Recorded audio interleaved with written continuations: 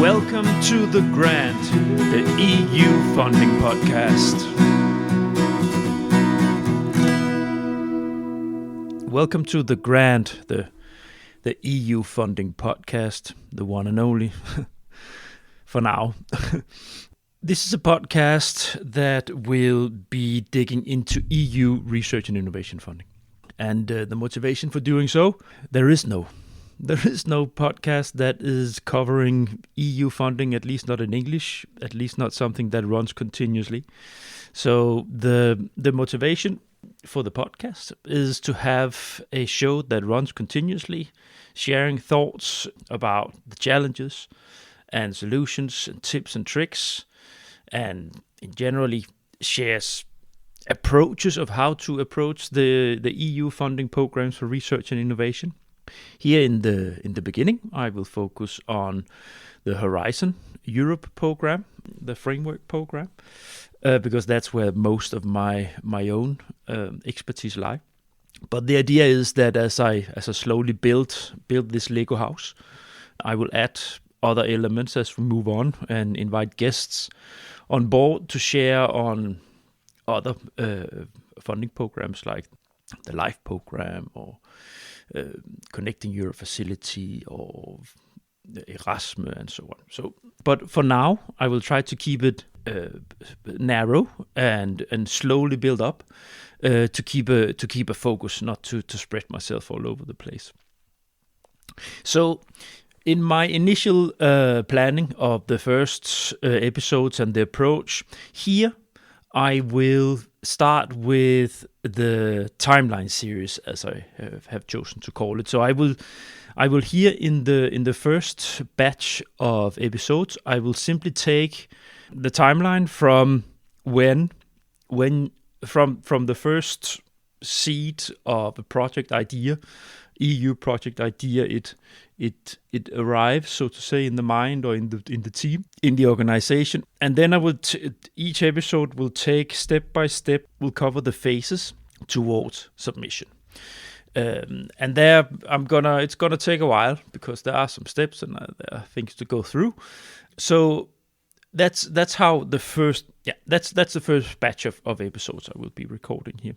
I will be recording solo episodes here in the beginning, but I already have reached out to a couple of people that I would like to have as friends of the house of the Grand House, so to say, and I'm looking very much forward to have them on board. And I will have them on board also in these timeline series to exchange on the different phases that we will be. That we are going through when preparing a proposal towards the Horizon Europe program. Now, that said, let's get on with the theme of this first episode. And as it's a timeline series, we start in the far left side of the timeline, and I have chosen to label this episode the basic idea. So where it all starts, where everything starts, when you where everything starts towards a great concept, project concept, innovation concept, or research concept. It's the basic idea. So the idea seed, the seed of idea that sparks the thought that here we have something that we can try to see if it could be beneficial to do a European collaboration project around this. The bullets or the key elements of this program, I will be talking about looking into the origin of an idea, then looking into the strength of the idea, then I will be looking into the European added value. Has it been done before? I will be looking into duration of the project, time to contract, is it marketable? I will look into the funding rate, and I will be looking into how many to do the job, so the partner issue. And here, all these elements are things that will be covered in depth in future episodes here in the timeline series. But these are still all elements you need to have in mind at the very early stage when you get the basic idea. Before I start to go into to step by step of these bullets, you will have, for beginners, these timeline series will be probably quite beneficial. People who have not done this before, have done it once before, or where you're still weary about the process, how these things work, it would be quite beneficial for you. For more experienced, some you might think some of it is a little too basic, but I'm trying to make the timeline series. I will try to make them generic, so anybody can go back, and then even if you're a beginner, if you have been doing this sometimes, or even if you are a very strong developer, you will be able to go back and get tips and tricks for different elements throughout these timeline series. All right, so let's have a look at the origin of the idea. So project ideas,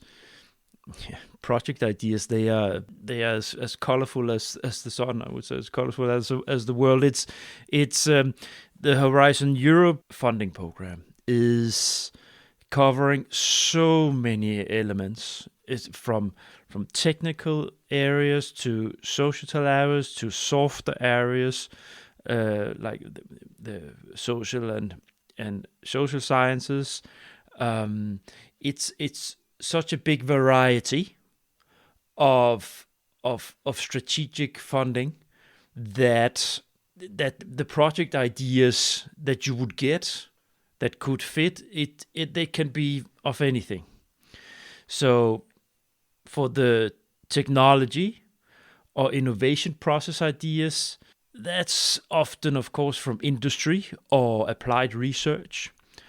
Basic research ideas, much earlier in the research process, so to say, more basic. Of course, that's research communities. Collaborative ideas from NGOs and clusters and association and networks and so on. Those are formed within these networks. But I think that the core message is that great ideas for projects, they can come from all sides and they can answer all kinds of questions.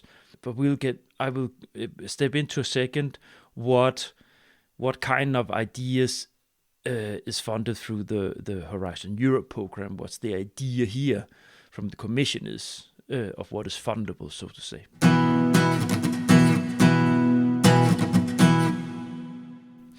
So let's just move straight on to the strength of the idea. So is it innovative enough? What do you need to consider? So let's just say that you are a medium-sized company, technology within energy, for instance, and you have in your research team and development department, you have an idea of a technology that could improve the product you have, or even making a parallel product line. And then you might have heard about the funding from the European Commission and the possibilities here, or you might even have done it once before in another project. So for you need to find out what is the strength of this idea we have. Is it strong enough to go towards funding? I think, and especially for companies that I've met throughout the years, sometimes there is a misunderstanding of what the European Commission is funding. It's also because it's not broad knowledge. It's not common knowledge broadly in society. What does the Commission actually give money to when it comes to innovation projects and projects to companies? So any project idea, so it's not just a philosophical question, so to say, is it innovative enough? It's quite concrete. So you have two layers here. So the first one, that's the core idea, and it's especially for technical solutions. and process. So project ideas with a backbone, with a technical backbone is a technical solution or an innovative process. If it needs to get funding, first of all, you need to find out if it has been done before, or if there is a similar thing already on the market, because the European Commission doesn't fund things that has already been done. The framework programs, Horizon Europe, that is funding projects that move beyond what is already there. So technologies that take us all a step further within that socio-economic area. So that's very important. And how do you find out about this? Well, for companies, this is a matter of patents often. For researchers, it is a matter of papers from other researchers. So you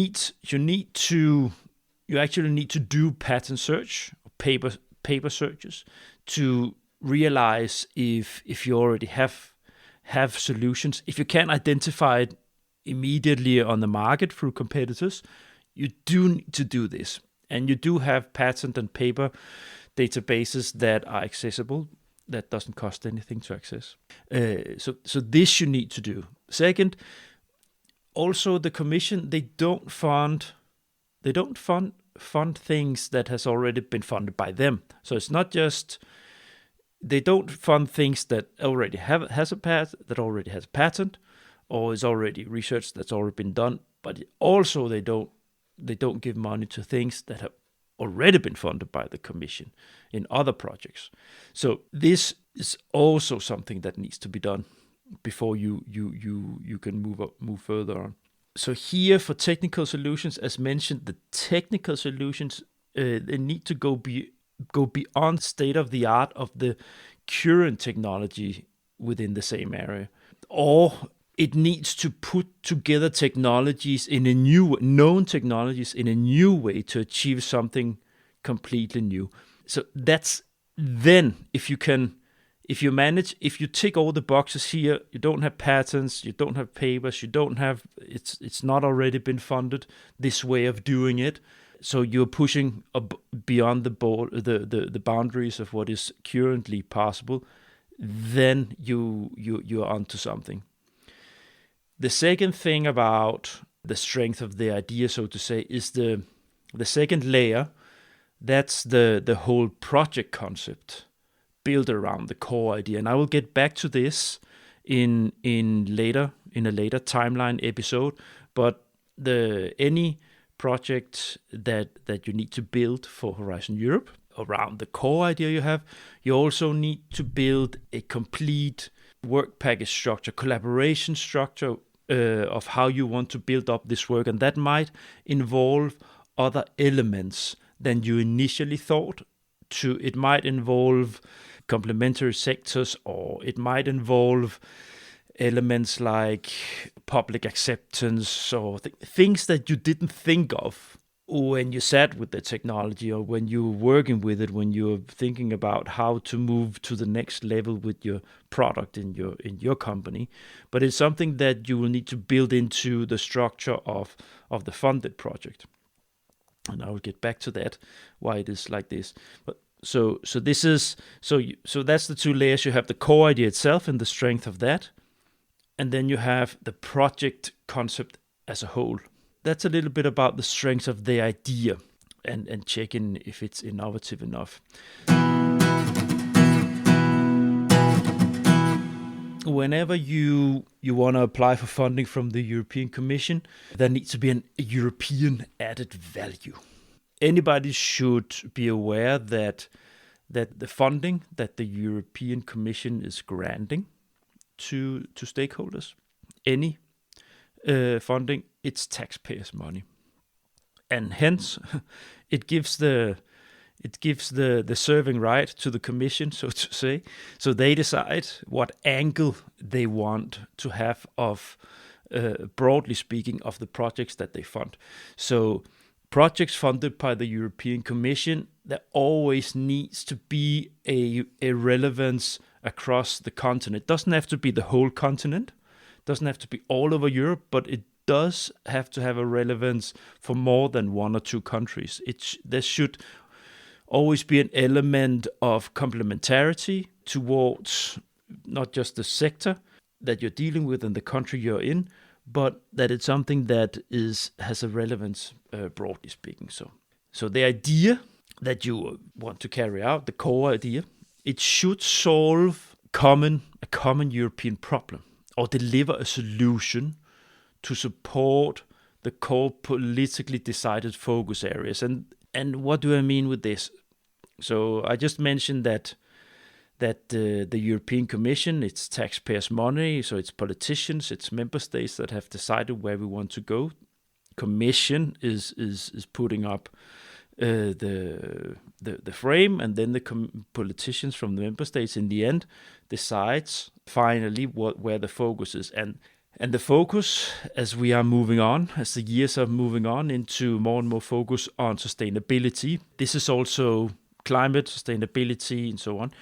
This is also where the focus is shifting for the European Commission. So broadly speaking, the European Commission in relation to Horizon Europe says that this money that we hand out here, they need to solve global social challenges. That's quite broad, but it's narrowed in the individual sub-programs. But the core here is that the funding is given to solve societal challenges, climate, energy, environment, health, cancer, stuff like this. Core things that we are staring into and that needs to be solved, both in Europe but on a global stage. Second, the money, because the money is political and because the European Union wants to be a strong entity, this is also a matter of strengthening competitiveness and creating jobs. So the funding that is being the funding areas that has been carved out that the Commission is funding, that should be something where Europe has key strength vis-a-vis North America and Asia, where Europe wants to become a global player and outsmart the other global regions that moves in the same directions. So this is also a quite important element in the money that is being given. So if we zoom into the project idea itself that you sit with, this is something that when you zoom out and say, okay, this solution you have, is it something that is it saving emissions from your production, or will it save emissions for other, or will it help with climate change, or will it help with energy issues in industry? Or there are many angles to this that can make your idea fit into this. Get back to that in later episodes in more detail. Lately, in relation to the European added value, since the European Commission shifted from the last framework program called Horizon 2020, shifted to Horizon Europe, there's been a massage of the back curtain, so to say, and the structure of the overall back curtain of the framework program and funding program. So they have carved out some overall missions, as they call them. There are 5, and they are quite they are resonating with what I just mentioned about solving the global social challenges. So what they are, the 5 they are: number 1, it's adaptation to climate change. Number 2 is cancer, so health. Number 3 is restoring our ocean and waters, so ocean and waters environment. Number 4 is climate neutral and smart cities, so it's the places where we live in urban centers. And finally, the 5th one is soil, related to healthy soil. So this is agriculture, so a soil deal for Europe, transitions towards healthy soils. I'm not going to dig into this now, because this episode is about focusing on the timeline issue and the idea. But it's just to say that this is something, when you, in the initial phase, you just need to have it in the back of your head, the European added value. And then as you move on in developing the concept further and getting your idea shaped up, then you either by yourself or with the partners you work with can make sure that this European added value is built into the concept. Now let's move on to the next element. So you need to be aware of in the early phase with the project idea. So duration of the project. So what I have run into many years I've been throughout my career when I've been talking especially to companies, private companies, SMEs, small, medium-sized, or even large. The duration of the project is often a bottleneck and a showstopper for private companies, because what you need to be aware of in relation to European funded project is that the duration of the project itself is between 2 to 4 years, and it's often more 3 to 4 years, the project itself. But that depends a little bit which kind of strategic call you're approaching and how much money is available. But this is the frame. So the important thing is to be aware of the overall timeline, whether it fits with your organization strategy of when the results should be ready from what you want to do. Many companies I've been talking to throughout the years, they say, but we would like this project should be running in 6 months. We should be starting there, and then it should roll, and then we should be ready with it in a year or year and a half. And that, so those kind of innovation strategies or ideas that you need to make commercially, because it simply doesn't fit into the circles and cycles, so to say, of how it works in Horizon Europe. So here you should be aware of when you get the idea. From you get the idea of if this is something you should do, until you submit a full proposal towards the Commission. The longer processes is about 3/4 of a year, sometimes even longer. Shorter processes can be 3 to 4 months, but then you're busy. But I think you get the point. That you have first, there's a time to submission of the application itself. That's just the application to get the money. There you have, let's just say 6 months, so half of a year, and then you have to wait for the evaluators to evaluate the proposals for that specific call, and that can take anything from 3 to 6 months. The Commission has become better in this. To push the evaluation time down. So it's I think on average it's 3 to 4 months now. Point is, so let's just say you have the 6 months for preparation, then you have 3 to 4 months of evaluation to the 6. So that's 3/4 of a year, 9, 10 months. Then you get your reply from the Commission. Whether you can move forward or not. So if you don't win, well, then you just have to try again for resubmission, for instance, for a similar call. If you move on to funding, then you get the message, and then then you have to negotiate a contract with the Commission, and that takes 2 to 3 months ish. It depends how complex the contract is to negotiate. This is the contract negotiation is between the consortium that has been gathered and the Commission on the other side, because you make a contract, so to say, sign a contract with the Commission for the project that they want to fund.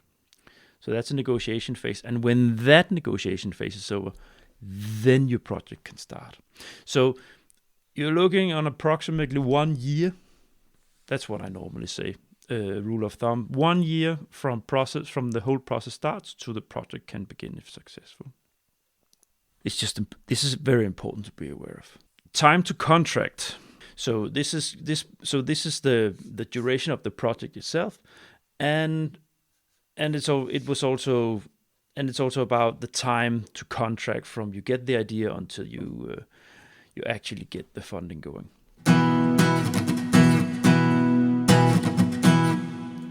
Next element, marketability and replicability.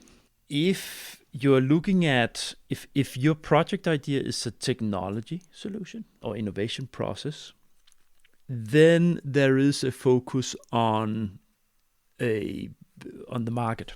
So is it something that you can actually earn money on? Is something that the European sector that you're representing, something that can make that sector competitive on the world, on the global market? And this means that the results of your project, so the technology that is being developed, it's something that you will give you a market leading position, which will earn you money so you can grow the sector, create jobs, both you, but also the sector as such, but also, and this is what the replicability is about.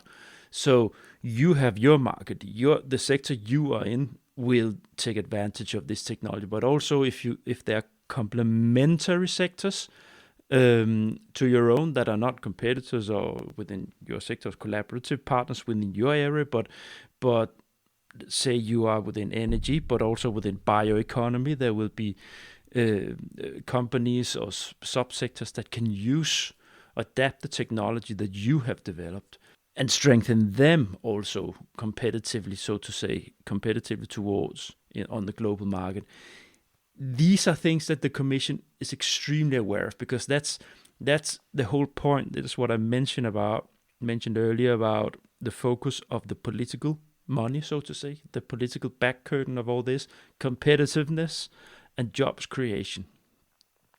So this is something that your idea, when you look at the basic idea, is it actually something that's marketable when we come to the end? Is something that is commercially viable and is replicable.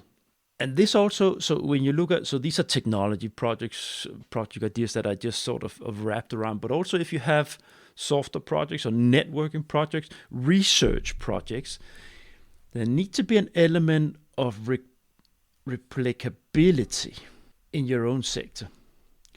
For research projects, you need to be able to make it likable that this is something that can break through also commercially. So having industry on board is always a good idea, even if it's a research project, because even though the timeline is longer to a market and to a stronger competitive industry, the basic research is the foundation often to have breakthrough in areas that are difficult to work with. But if you can break through with some of these things in an industry, again, then European industry has an competitive advantage on the global market. I will get back to this in later episodes, but in relation, as I mentioned, to the early basic idea, you need to be aware of it. So when you sit there with your basic idea, if you haven't done EU projects before, there you need to have the understanding of the funding rates. So it's not, the Commission doesn't just give 100% funding to everything. So the idea is that industry related funding calls, their industry needs to cover some for themselves, and research, basic research, it's 100% covered. And for collaborative projects between NGOs, clusters, facilitating calls, so to say, they are also 100% covered. So this is related to the funding rates of course, have been shaped to reply a little bit to the financial capacities of the kind of organizations that will need to apply for that kind of funding. However, if we zoom a little bit in on the focus of many, especially private companies, when they think of funding and they haven't tried this before, you need to understand how much do you expect to get. Now, I always say that you don't apply because of the money. You apply because you have something that is important for you to solve. So it's help to do what you have already decided to do. If you apply, if you turn things upside down and say, there's funding we can apply for. Let's try to make a project. Then it's going to be a burden.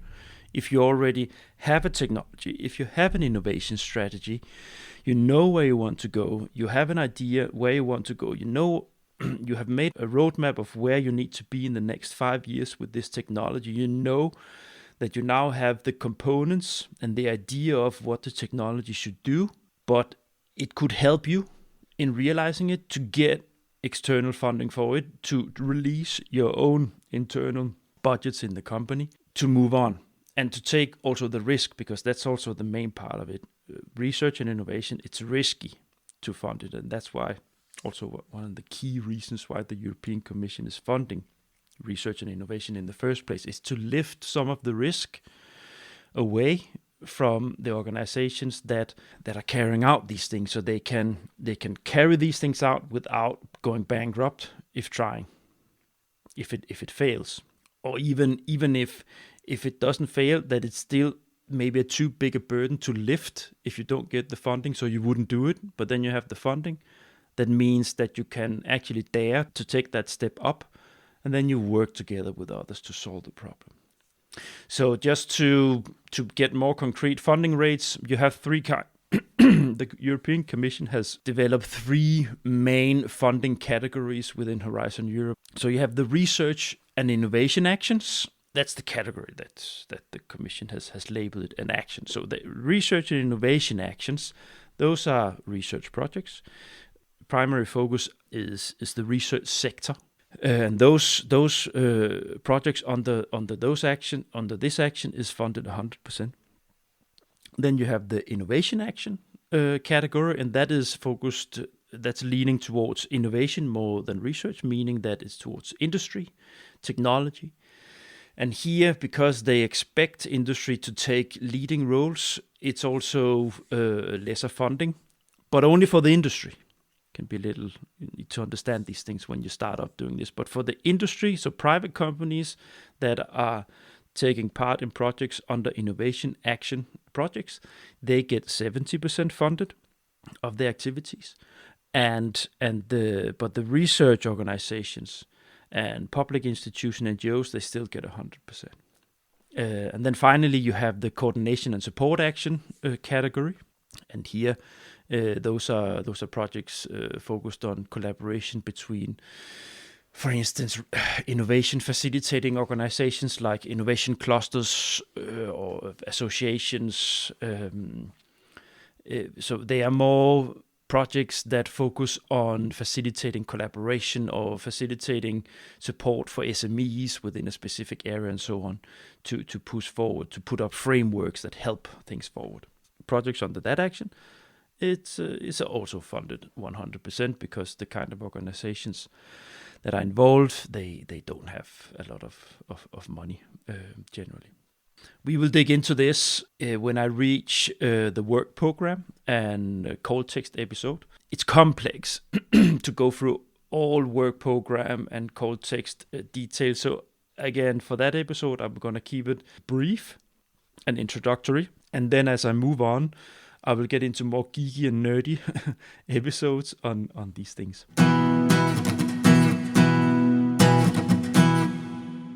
Where are we? I have one element left that I put on the list, so that I've labeled how many to do the job. Now, when you have the first basic idea, you need to be aware of the fact that you need to do it with others. So the European Commission for Horizon Europe funding program, for the most of the program, especially the kind of projects that I've tried to focus on here, on societal challenges, those are collaborative projects. It means that you have to do the projects together with other partners. So that's sometimes a surprise for especially SMEs or big companies, that the size of these consortia can sometimes be a shock for them when they start to get involved and you build things up, that it has the size, the number of partners you need to work with, where they would think, 2 or 3 partners, and then in reality, these kind of calls, you end up with 15 or 20 partners. So the thing is, from the very beginning, when you have your basic idea, there you need to look at how many partners do you need to do what you want to do. So you have the core technology value chain. So it's a partner value chain. You need to solve that problem. You have things you can do yourself, but there will also be things where you need to work together with others in areas that you have less knowledge of or no knowledge of, but that is needed to solve the problem. Most projects within the societal challenges under Horizon Europe, there you need a consortium of a certain size. I will look into these details in the episodes that are coming up, where I will dig into concept development and consortium build up. I will also explain about the structure of Horizon Europe, because you have some. It is divided into pillars and sections where I will explain the overall structure, and I will explain the focus that I will keep here in the beginning, but that I will explain when we move into the work package, the work program structure and call text as an introduction to that. I hope it's not confusing, but it is complex. But I am trying to start introductory, and then we move further down the rabbit hole, so to say, as we move on.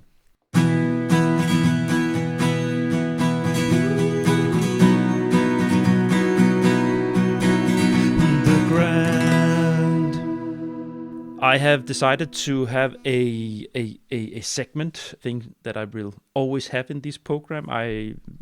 Sort of part of the program I call the toughest challenge. So the toughest challenge in relation to what I've been going through in this episode, I'm moving towards the end of this episode. But the toughest challenge in relation to the basic idea, when you have the first idea, the toughest challenge, it is to translate that initial idea into an EU funding context, and still keep the enthusiasm and spark that you had from the first thought to move the funding way. Because there, as you can see, I just took you through a bullet list of elements that can take the breath away from most people that have not done this before. So that is the toughest challenge, because from my point of view, with my experience working with these things the last 13 years, I want you to keep that enthusiasm and the spark that you had in the first place, because that's what is going to create a winning project. If that enthusiasm and if that spark, if you keep that when you transmit the idea to and explain the idea to the other partners, when you need that to get a group enthusiasm in the consortium when you start to build up the concept and write the proposal. So that's something for people who are a little bit less experienced. For experienced proposal writers, the toughest challenge in this early phase, it is to make sure that you ask all the right questions and play the devil's advocate against your own child, so to say, against your own idea or the client's idea, if you're a consultant. For the organization's own colleagues and for professional consultants, this is a vital, tough challenge, so to say, that you make sure that you tick the boxes at an early stage, because it can save you a lot of time if you realize, wait a minute, there are some weak elements here where it's going to be tough for us to convince an evaluator in the end, if that is not there yet.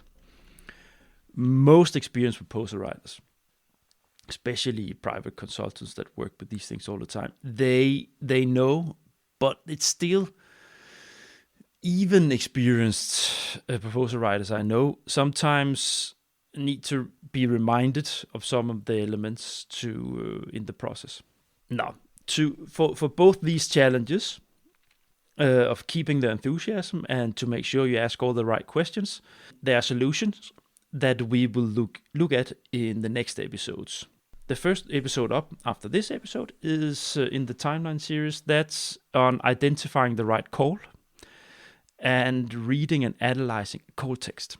So that's gonna be for the next episode. So for now, I will end this up.